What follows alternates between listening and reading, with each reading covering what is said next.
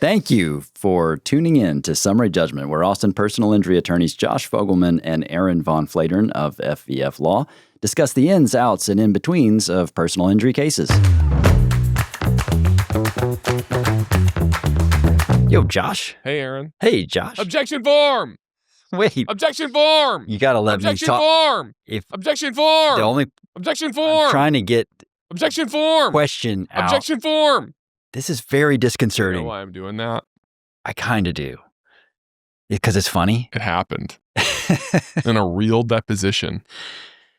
I remember reading that transcript and then watching the video in total disbelief. Shocking. What does objection form even mean? It means you're objecting to in a deposition, you have limited types of objections that you can make. It's different from being in a courtroom because you don't have a judge.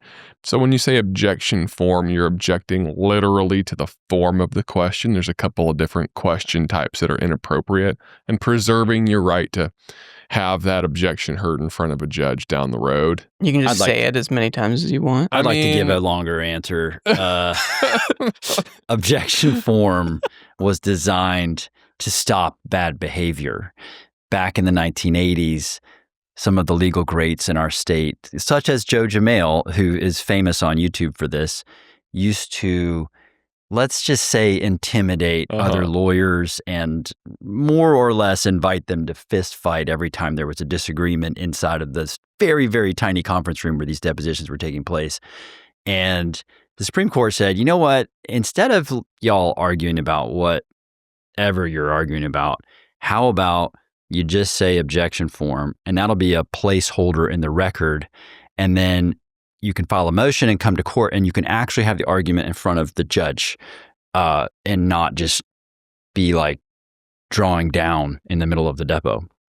So objection form was the court's idea for the way to avoid abuse in a deposition, which is why your quote from one of Mark Ferris's deposition is so funny, because this creative lawyer found a way to turn what was supposed to be the solution into the ultimate abuse of process. Yes. The man must have said objection form in that deposition like 150 times. So many times.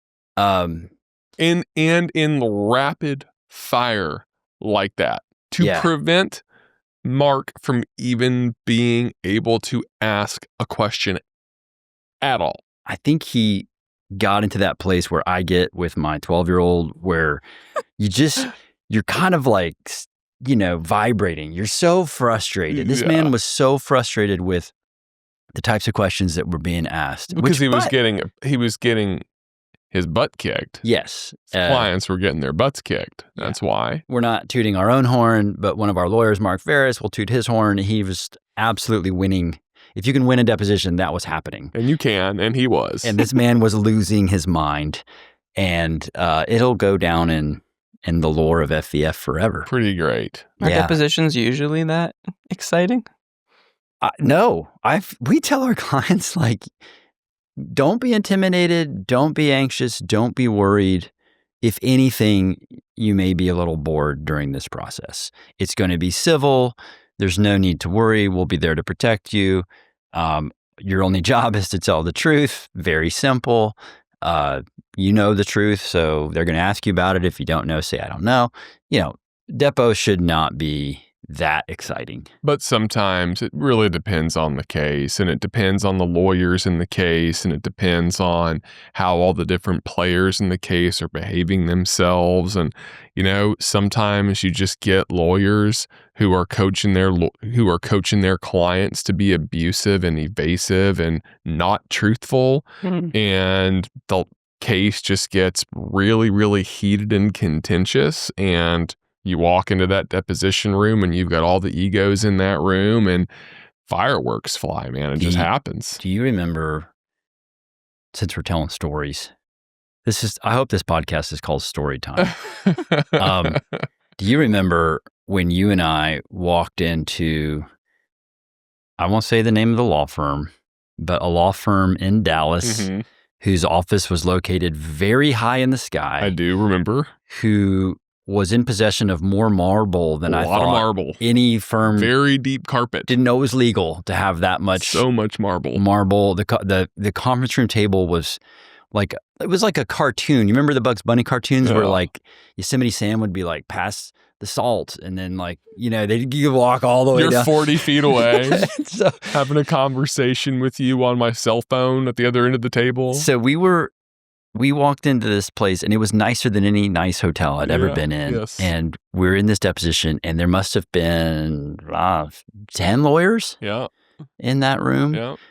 There were, there was an oil field defendant. There were multiple people dead. There was a lot of money at stake, and people were very tense. Yeah. To the point where it shouldn't, when you're in a room with 10 people, it should be louder than that. It was like weirdly kind of quiet. And I remember you were taking a deposition of one of the key witnesses. Do you remember that? I do remember that deposition clearly, yes. And I can hear you clearly because right now, when you tell me this story, I can completely hear your answers. But I remember during that deposition, there was something going on. I don't remember that. I mean, you had trouble hearing the witnesses' responses, if I recall. Oh, that story. Yes. Yeah, well, what I was thinking you were going to tell about that deposition is when we walked into that room and there were maybe inconspicuous signs, but signs nonetheless on the wall, letting you know what the Wi-Fi network was and what the password was. And then a tiny little footnote stating, by logging into our network, you acknowledge that we may be spying on your computer. Do you remember that? I do. Yeah. Yeah. That disconcerting. That deposition was crazy. I'm sitting there and I'm deposing this guy. Really, really, really bad set of facts. And this guy was like the guy who kind of could piece it all together. He was a very boots on the ground witness. He had been there and seen some very relevant things. And this is a very serious deposition. This is a deposition where our client was deceased and 2 other people had been killed in this crash. I mean, these are catastrophic, horrible, horrible set of facts. And this lawyer strolls in, this witness strolls in, presumably stoned. Yeah, he was rough. I mean, completely oblivious and unconcerned with the gravity of the situation and the importance of his testimony to justice in this case. And he's sitting there and he's got a bowl of cashews. And he's just eating these. I'm deposing this guy, and he's just like eating these cashews casually, trying to, have a conversation with me about it. He was eating a lot of cashews. He was hungry that morning. If I recall, it was very casual. He was not I don't think he was even really dressed the way a person would normally dress for something formal like that. And, I worked in the oil field. All due respect to my oil field brethren, they're not really cut out for that format, to be in the courtroom or to be in a marble-filled conference room with 10 lawyers. Just basic respect towards the significance of the situation was lacking. Yes. And he's munching on these cashews, and I couldn't hear what he was saying. So what did I tell him? It's kind of hard to hear you with all those nuts in your mouth or with those nuts. Something horrible like that, which, we can laugh at because the defense lawyers laughed at. Literally everyone in the room laughed at it and the witness laughed at it because it was just kind of like cut the tension. And after that, he kind of straightened up a little. Now, to be clear, I didn't really mean it to come out that way. Yes. But it came out that way. And then, once it came out, it's like, well, that just was said and it was pretty funny. So why don't we all have a laugh? And it did cut the tension. It was nice. And that's the crazy thing about depositions. And that's what this podcast is about, is some fun deposition stories just to have a good time. And, depositions are so interesting because I have a list. I have a list of some of the darndest things that people have said. Well, they're so interesting just because you never know what's going to happen. Let's try. Let's walk through some of the testimony we've seen or heard in deposition, or some of the lawyer statements. Right. So we've got an answer to this question, and this is from one of our lawyers. Okay, I asked for some of these questions. I'm sorry, I asked for some of these stories from some of our lawyers, and this is one of the responses I got. A restaurant owner I deposed testified that he had his staff use the same mop in the bathroom and the dining room. And when I asked him if that wasn't gross, considering that the bathroom was covered in urine and fecal matter on the floor, he responded under oath, no. A restaurant owner. Restaurant owner. I should have said a gosh. restaurant owner. Okay. How about, this is not a statement, but this happened to me in a deposition. I was kicked under the table by a court reporter. And she was doing that because I was failing to clean up some of the vague and ambiguous answers that the deponents were giving me. In other words, it's like she's trying to help me create a clean record for the court. And so she's kicking me under the table to be like, you need to follow up on that answer, which I thought was very helpful. I was a younger lawyer at the time. Yeah. And she was... Did it work? Did you know what she was trying to do in the moment? Afterwards, when I was like, why were you kicking me? She's like, I was trying to get you to answer. Anyway, we all grow up. Here's a good one from Claire. This was at her former law firm, by the way. She saw a client flip the judge and the jury off and yell "F you," except he didn't say "F you" before fleeing the courthouse. What did they say, Aaron? I don't understand the reference. They said a word that starts with F and you, and they meant all of you. And then they fled the courthouse on foot. Fled? Like they ran Fled away? because I don't know if you've ever been in a courtroom, but there's bailiffs. Yeah. And they don't tolerate that kind of stuff. You can go to jail for flicking off the court. The judge so they knew that was going to happen, so contempt. that's why they had to flee. That brings up there's a famous lawyer here in Austin who went to jail for doing the universal a very obscene gesture related to self-gratification. Yes. Thank you. That's very well put. Towards a judge. Yeah. And a judge's a great, wonderful judge with a wonderful sense of humor. Mm-hmm, mm-hmm. She threw him in jail. Yeah. And I think in his defense, he was claiming that he was actually gesticulating towards the prosecution. He did say that. It's like, that wasn't meant for you, Judge. That was for them. You can't do that in the courtroom. Let's see. One of our former lawyers, Robert House, has a great story how he was deposing a witness. I don't know if there's any Little John fans in our podcast audience, but in this deposition, do you remember how it went?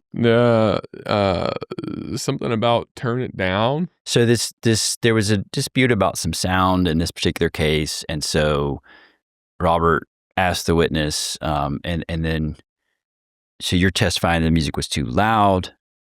That's right. And so what did you do? I asked him to turn it down. You asked him to turn it down? Yes. Turn down for what? Which no one in the room got.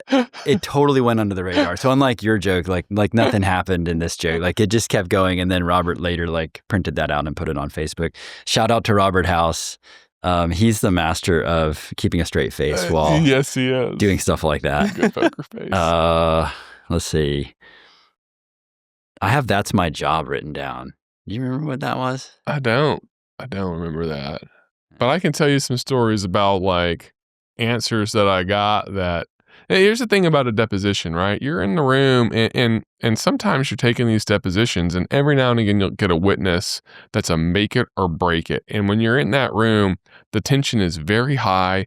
Those witnesses have been very well coached to be evasive, to dodge answers, and you have to do the work to pick them apart. And I mean, cross-examination in a deposition is the ultimate truth-gathering exercise. You are allowed to ask yes or no questions.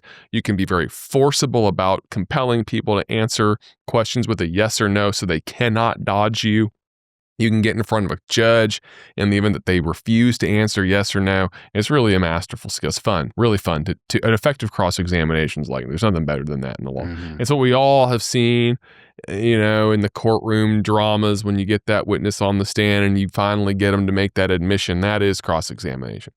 And I've had a couple of times where you ask a question and you kind of assume that you know what the answer is going to be. And sometimes I learned this lesson very, very, very early on as a young lawyer about never ask a question that you don't know the answer to if the answer could hurt you. And let me give you an example, because I ate some crow. I had a case. It was a pretty interesting and fun case, and we had this one witness, and the witness was a cop, and he had been off duty at the time. And he was the only person who really saw what had happened. And it was highly contested what had happened. They were really blaming our guy. And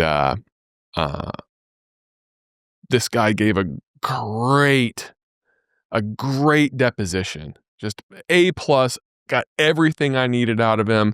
We secured the negligence case. And, this guy being a cop, and in my moment of naivete, I assumed that he had always just been nothing but honorable. Mm-hmm. And so to conclude, my final question this is your to guy. him, this is he's not my client. He's a witness that also happened to be a cop. My client was a cop too, but this guy was a cop. They were working off duty together, and I hadn't had any real conversations with him before the deposition. And we got to the last question, and he just gave this beautiful deposition that sealed our case. And my question to him was, have you ever gotten in trouble on the job for dishonesty? Assuming that the answer would be, no, I've never been in trouble for dishonesty on the job. Well, guess what? Oh, no. That's how you learn a lesson. Like, talk about eating crow, and man, you got to unwind those. Well, I got to know, was it something like kind of minor, or was it? I mean, he had been dishonest. One of his coworkers, another cop, this is on the job, another one of his coworkers had gotten in trouble for something kind of dumb, and he had lied about what he saw in order to defend his brethren. So it wasn't terrible, but boy, when you got to understand, like, when you have just finished this deposition where you like mind melded with the witness and you have all of this confidence and you're just like on the same wavelength and you're just hitting like double after triple, and you're just in the zone, and you're just like, what that answer is going to be, except you don't. And then it's not. It is an uncomfortable feeling. So you don't do that anymore. I like to bond with the person who I plan to really cross-examine. And I psychologically, I don't know why that is, although I kind of do, which is I'm really good at fighting with my family. Sure. Like my son, I can cross-examine him so well because I love him.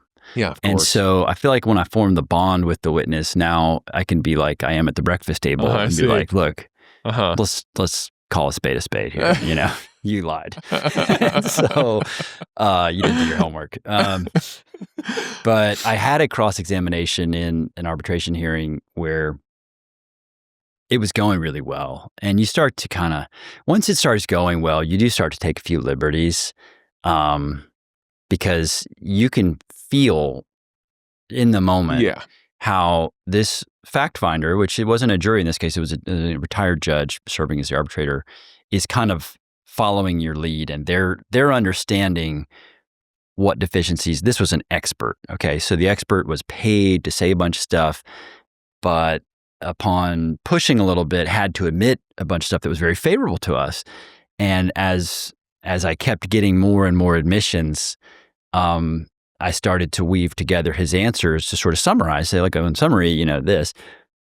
And he said, well, you're kind of twisting my words around and getting me to say stuff that I'm not saying. And I just immediately said, that's my job. And the judge laughed, which was helpful to me, because I think, and the witness laughed, and then the witness dropped their guard a little bit more, because it was like, I'm not big and scary, but I am going to call you on your stuff. Yeah. Right. And so that's where I like to proceed. Now, other lawyers will come in on cross-examination and the room gets colder when they walk in.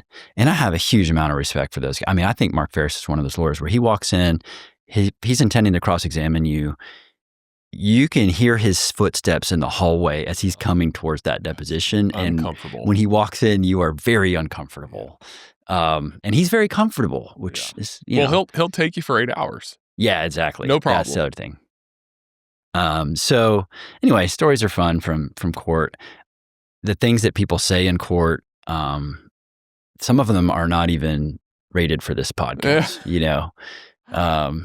but we've had some doozies. Yeah, no, I remember another, I'll tell one more story before we wrap it up, kind of another redemption. I don't know what they're going to say, but you asked the question anyway.